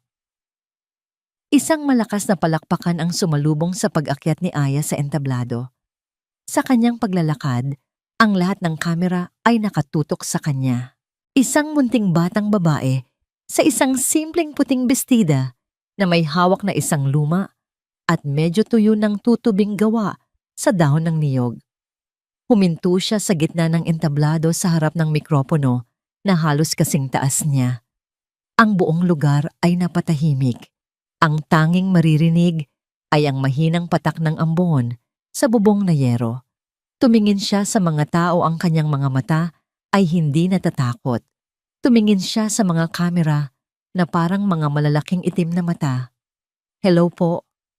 Simula niya ang kanyang tinig ay maliit, ngunit malinaw at umalingaw-ngaw sa buong lugar. Ako po si Aya. Dati po hindi ako nagsasalita. Isang kolektibong buntong hininga ang maririnig mula sa mga manonood. Ang katapatan sa kanyang mga salita ay agad na kumonekta sa kanilang mga puso. Akala po ng papa at mama ko, may problema ako. Akala po ng mga doktor may sakit ako. Ikiniling niya ang kanyang ulo. Pero ang totoo po, naghihintay lang pala ako. Itinaas niya ang tutubing dahon. Naghihintay po ako na marinig ang kanta sa puso ni Lola Luz. Tumingin siya sa unang hilera kung saan nakaupo si Lola Luz sa pagitan ni na Eduardo at Catherine. Ang mga luha ay malayang dumadaloy sa kulubot na pisngi ng matanda, ngunit ang kanyang mga mata ay nagniningning sa pagmamalaki. Tinuruan po ako ni Lola na hindi po masama kung iba ka. Patuloy ni Aya, ang kanyang boses ay nagkaroon ng kumpiyansa. Tinuruan niya po ako na hindi kailangan ng maraming pera para maging masaya. Ang kailangan lang po natin ay isang taong makikinig, hindi lang sa bibig, kundi sa puso. Ang mga salita ay tumagos sa bawat taong naroroon. Mga nanay na napayakap sa kanilang mga anak, mga amang tahimik na nagpunas ng kanilang mga mata. Itong bahay na ito, sabi ni Aya, iginagala ang kanyang kamay sa paligid, ay para po sa lahat ng batang naghihintay na may maniwala sa kanila, naghihintay na maramdaman nilang hindi sila nag-iisa. Huminga siya ng malalim, ang kanyang huling mga salita ay ang pinakamahalaga sa lahat. Para po sa mga papa at mama na nakikinig. Sabi niya tumingin ng diretso sa pinakamalaking kamera. Hindi po kailangang ayusin ang anak ninyo. Kailangan lang po siyang mahalin. Isang sandali ng ganap na katahimikan ang sumunod. At pagkatapos, isang palakpakan ang sumabog isang kulog ng mga kamay ng mga paa ng mga sigaw ng paghanga. Hindi ito isang magalang na palakpak. Ito ay isang pagbuhos ng emosyon mula sa daan-daang tao na naantig ng simpleng katotohanan mula sa isang 6 na taong gulang na bata.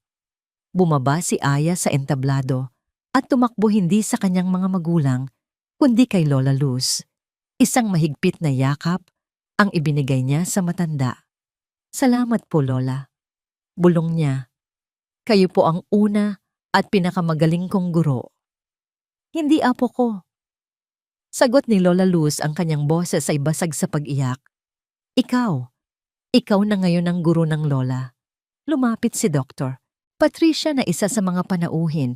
Niyakap niya si Aya. "Aya, alam mo ba na libo-libong bata ang matutulungan ng sentrong ito?" Umiling si Aya. Hindi po ang bahay ang tutulong.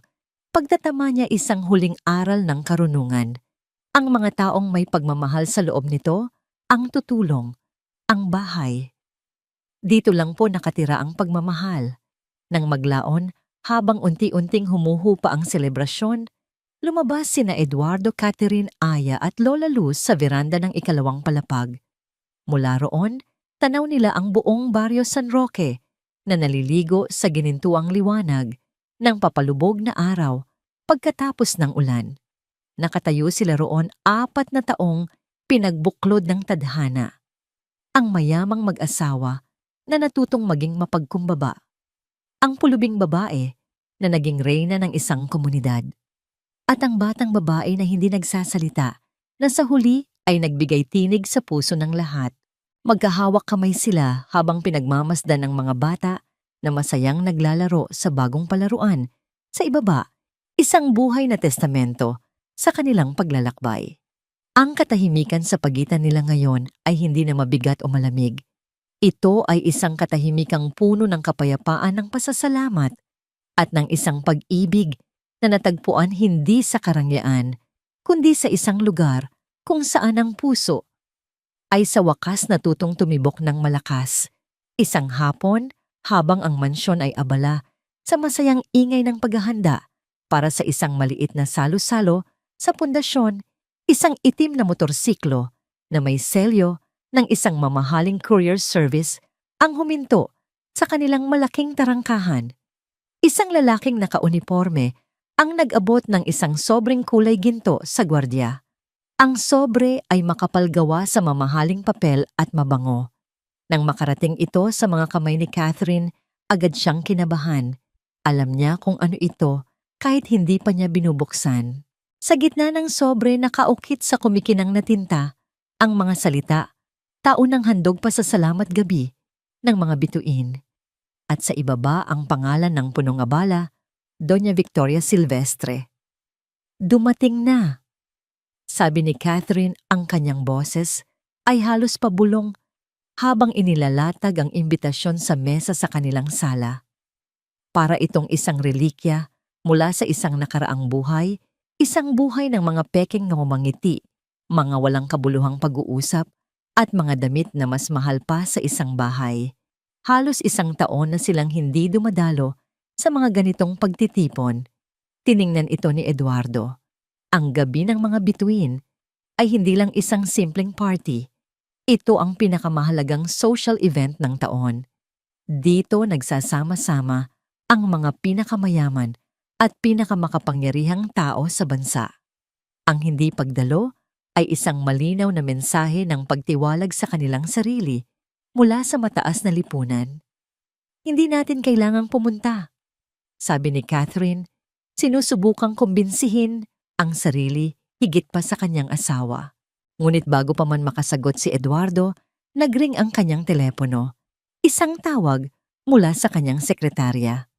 "Sir, paalala lang po sa meeting ninyo bukas ng tanghali kay Doña Victoria Silvestre sa Manila Polo Club." Nagkatinginan sina Eduardo at Catherine. Hindi ito isang simpleng imbitasyon. Ito ay isang paunang salvo. Kinabukasan sa eksklusibong Manila Polo Club, kung saan ang mga usapang negosyo ay isinasara sa pagitan ng mga subo ng mamahaling steak. Sinalubong ni Doña Victoria si Eduardo.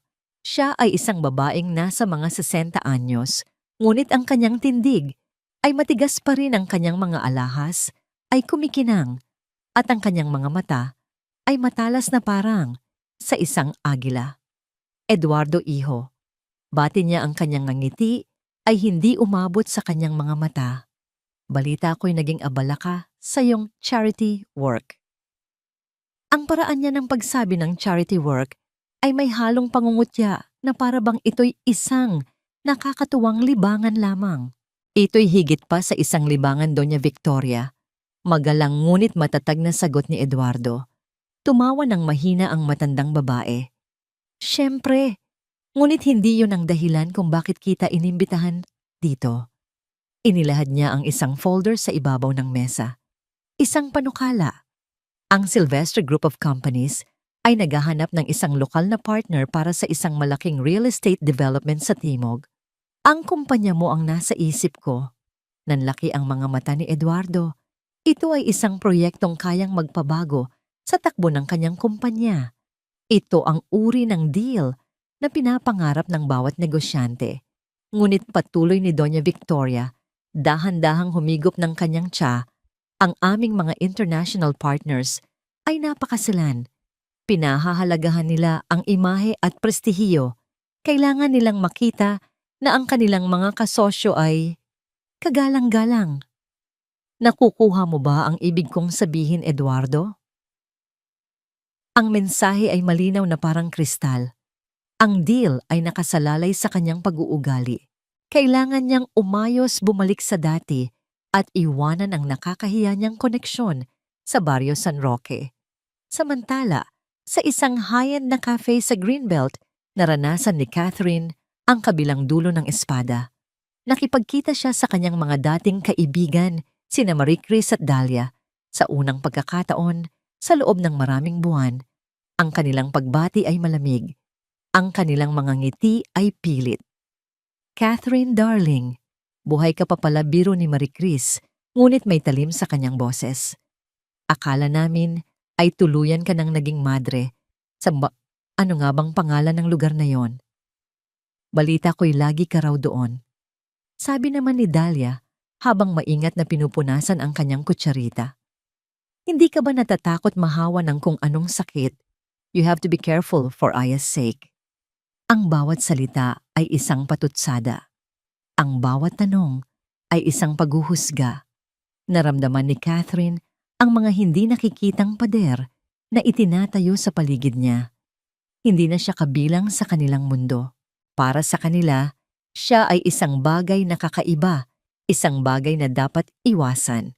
Nang gabing iyon, sa katahimikan ng kanilang silid-tulugan, pinagtagpi nila ang mga nangyari sa maghapon. She's testing us, sabi ni Catherine. Ang kanyang boses ay may bahid ng galit. Inilalatag niya ang isang pain para sa'yo habang ang kanyang mga alipores ay sinusubukang iparamdam sa akin na hindi na ako kabilang. Gusto niyang paghiwalayin tayo. Inamin ni Eduardo ang tungkol sa deal. Ito'y isang malaking oportunidad, Catherine. Hindi ko maikakaila yan. At ano ang kapalit? Hamon ni Catherine. Iiwan natin ang lahat ng ating pinaghirapan. Ipagkakanulo natin si Lola Luz. Itatago natin si Aya na para bang siya'y isang kahihiyan. Isang mabigat na katahimikan ang namayani. Sa gitna nito bumukas ang pinto. Si Aya nakapajama ay pumasok. May dala siyang isang bagong guhit. Nang walang salita, inilatag niya ito sa ibabaw ng kanilang kama. Ang larawan ay simple, ngunit makapangyarihan. Sa kaliwang bahagi, may mga matataas na gusaling kulay abo.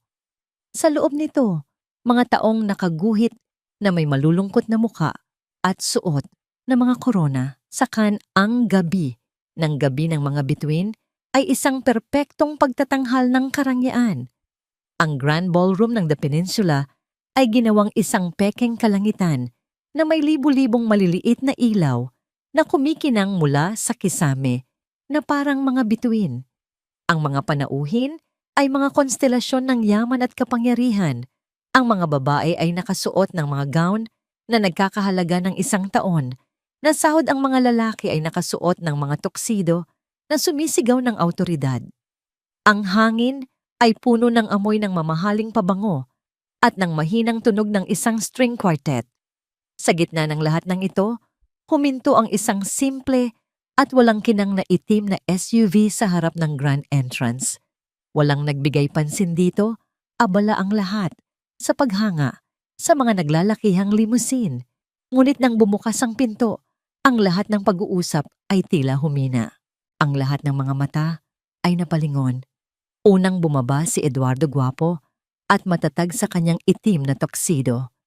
Sumunod si Catherine na sa halip na isang kumikinang na gown ay nagsuot ng isang napakagandang ngunit simpleng navy blue na bestida na nagpapatingkad sa kanyang natural na ganda. Sumunod si Aya sa kanyang puting bestida. Ang kanyang inosenteng presensya ay isang matalim na kaibahan sa artipisyal na kislap ng paligid. Ngunit ang huling taong bumaba ang siyang nagpatigil sa paghinga ng lahat. Mula sa sasakyan, inalalayan ni Eduardo na bumaba si Lola Luz. Hindi siya nakasuot ng gown. Sa halip suot niya ang isang lumang Filipiniana na yari sa pinya na maingat na inalmirol at pinlansa. Ang disenyo nito ay simple, ang kulay ay kupas na sa panahon, ngunit sa kanyang suot ito'y naging isang kasuotan ng reyna. Ang kanyang kulay abong buhok ay nakapusod ng maayos, pinalamutian ng isang solong bulaklak ng sampagita. Hindi siya mukhang naliligaw. Sa kanyang tahimik na dignidad, siya ang tila pinakamatatag sa kanilang lahat. Ang pagdating nilang apat, isang pamilyang hindi pangkaraniwan, ay parang isang bato na inihagis sa isang tahimik na lawa. Ang mga alon ng bulungan ay agad na kumalat. Sino yan, ang yaya ba nila? My God, Eduardo has lost his mind. This is a scandal. Naramdaman ni Catherine ang bawat tingin, narinig niya ang bawat bulong. Hinigpitan niya ang hawak sa kamay ni Aya, ngunit si Eduardo ang nagbigay sa kanya ng lakas. Inakbayan siya nito at bumulong, hayaan mo sila. Hindi na tayo nabubuhay para sa kanilang opinyon. Sa kanilang paglakad, sa gitna ng ballroom, tila humahawi ang mga tao na parang dagat. At sa dulo ng kanilang paglalakbay, naghihintay ang reyna ng gabing iyon, si Doña Victoria Silvestre. Ang kanyang nangiti ay kasing lamig ng yelo sa kanyang baso ng champagne. Ang kanyang mga mata na puno ng hindi maitagong galit ay dumaan kay Eduardo at Catherine, at pagkatapos ay tumusok kay Lola Luz na parang dalawang patalim. Eduardo, Catherine, isang malaking sorpresan. Sabi niya, ang kanyang boses ay matamis, ngunit puno ng kamandag. At nagdala pa kayo ng, isang espesyal na panauhin. Bago pa man makasagot si Catherine, humakbang pasulong si Eduardo. Ngumiti siya, isang ngiting kalmado, ngunit hindi nagpapatalo, sapat na malakas para marinig ng mga taong nakikinig sa kanilang paligid. Magandang gabi, Doña Victoria. Bati niya. Hindi po siya isang espesyal na panauhin. Huminto siya sandali, hinayaan ng mga salita na magkaroon ng bigat. Siya po si Doña Luz Viminda Cruz, ang aming founding honorary chairwoman ng Pundasyong Luz at Pag-asa. Itinaas niya ang kamay ni Lola Luz na para bang ipinapakilala ang isang maharlika. At higit sa lahat, siya ay miyembro ng aming pamilya. Ang paggamit ng titulong Doña, isang titulong karaniwang nakalaan para sa mga tulad ni Victoria, ay isang direktang sampal. Nakita ng lahat ang bahagyang panginginig sa kamay ni Doña Victoria na may hawak ng baso. Bago pa siya makahanap ng isasagot, tumalikod na sina Eduardo at dinala ang kanilang pamilya sa kanilang mesa. Ang gabi ay nagpatuloy, ngunit ang tensyon ay nanatili. Ang kanilang mesa ay parang isang isla, iniiwasan ng karamihan, ngunit hindi nila ito ininda. Sa unang pagkakataon, masaya sila sa kanilang sariling mundo, nagkukwentuhan at nagtatawanan na parang sila lang ang tao sa silid. Dumating ang oras ng pagbibigay parangal. Tinawag si Eduardo sa entablado bilang isa sa mga pinakamalaking donor. Ang lahat ay naghihintay ng isang karaniwang talumpati tungkol sa ekonomiya at corporate social responsibility. Tumayo siya sa harap ng mikropono, ang liwanag ay nakatutok sa kanya. Hinanap ng kanyang mga mata ang kanyang pamilya sa gitna ng dilim. Nakita niya sila, ang kanyang asawa, ang kanyang anak, at ang babaeng nagpabago sa kanilang lahat. Huminga siya ng malalim. Magandang gabi po, panimula niya. Ngayong gabi, ipinagdiriwang natin ang pagbibigay. Nag-aabot tayo ng malalaking tseke para sa napakaraming mabubuting layunin. Tumingin siya ng diretso sa mesa ni Doña Victoria. Ngunit isang mahalagang aral ang natutunan ko sa nakalipas na taon. Ang tunay na pagtulong ay hindi natatapos sa pagpirma ng isang tseke sa isang magarbong pagtitipon. Ang kanyang boses ay umalingaw-ngaw sa buong ballroom. Ang tunay na pagtulong ay ang paglabas mula sa mga ginintuang pader na ito, pagpunta sa mga lugar na ayaw nating tingnan, paghawak sa mga kamay ng mga taong nangangailangan at pagtrato sa kanila hindi bilang mga biktima kundi bilang ating sariling pamilya. Isang katahimikan ang bumalot sa bulwagan. Ito ay hindi na isang talumpati. Ito ay isang sermon, isang paghamon. Ang aking kumpanya, patuloy ni Eduardo, ay nangangakong dodoblehin ang aming donasyon para sa gabing ito. Mga bulungan ng paghanga ang maririnig. Ngunit hindi pa siya tapos. Ngunit meron akong isang kondisyon. Tumingin siya kay Doña Victoria, ang kanyang mga mata ay matatag. Ang pondong ito ay dapat pamahalaan ng isang bagong komite na may transparency at tunay na malasakit. At para sa komiteng iyon, ninonomin ako bilang unang tagapangulo, ang babaeng nagturo sa akin kung ano ang tunay na kahulugan ng yaman. Si Doña Luz Viminda Cruz. Ang bulwagan ay sumabog, hindi sa palakpakan kundi sa pagkabigla. Si Doña Victoria ay napanganga, ang kanyang muka ay namumutla sa galit at kahihiyan. Ang kanyang plano na ipahiya ang mga Montesillo ay bumalik sa kanya ng may buong puwersa. Sa gitna ng kaguluhan, isang maliit na figura ang tumakbo paakyat sa entablado. Si Aya. Niyakap niya ang binti ng kanyang ama. Tumingin si Lola Luz na may mga luha ng pasasalamat sa kanyang mga mata at umiling ng marahan, isang tahimik na pagtanggi sa karangalan. Ngunit huli na ang lahat. Ang mensahe ay naipadala na. Ang kislap ng mga kamera ng telebisyon ay nagliwanag hindi sa mga alahas ng mga mayayaman, kundi sa isang di pangkaraniwang grupo sa entablado. Isang negosyanteng muling natagpuan ang kanyang kaluluwa, ang kanyang anak na nagturo sa kanya kung paano, at ang matandang babae na naging kanilang gabay. Hindi nila tinapos ang gabi. Pagkatapos ng talumpati, tahimik silang umalis. Iniwan ang isang bulwagang puno ng bulungan at isang lipunang nabasag ang salamin ng pagkukunwari. Ang kwento ay hindi nagtapos doon sa gitna ng kislap ng mga kamera. Ito ay nagtapos makalipas ang isang linggo sa isang hapon sa Barrio San Roque. Ang pundasyon ay puno ng buhay. Si Catherine ay nagbabasa ng kwento para sa isang grupo ng maliliit na bata.